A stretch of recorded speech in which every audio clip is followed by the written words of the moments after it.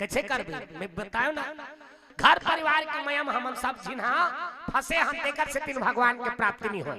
और घर परिवार ला हमन 365 दिन ले देखा था 2 दिन के जो समय है तेरा भगवान के ऊपर सौंप दे। अब हाँ 2 दिन लेते भगवान ला। हाँ भगवान ऊपर सब चीज ला सौंप दे मालिक। अब ते जा तो नहीं घर परिवार में मोर परिवार क्या करी कहीं करे सके वो परिवार कुछ नहीं कर सके। जे दिन में ते मर जाबे ते दिन में वो परिवार काय करी मैं का कर औ काय कर बेटे कहीं करे सकबे। लकड़ी वकड़ी सकेलवा भुंजवा नहीं ज्यादा है।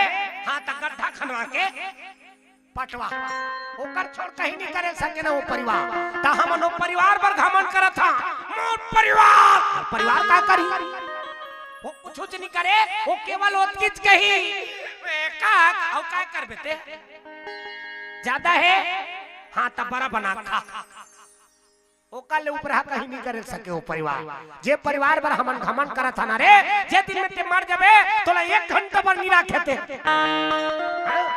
धुनेदार के मन राखते नहीं का।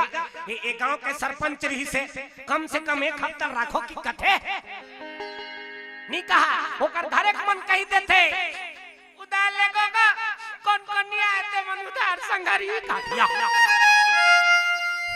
1 घंटा नहीं होता ला उसने कही देते ओकर घर के मन उदार लेगो कौन नहीं आते मन उदार संघारी।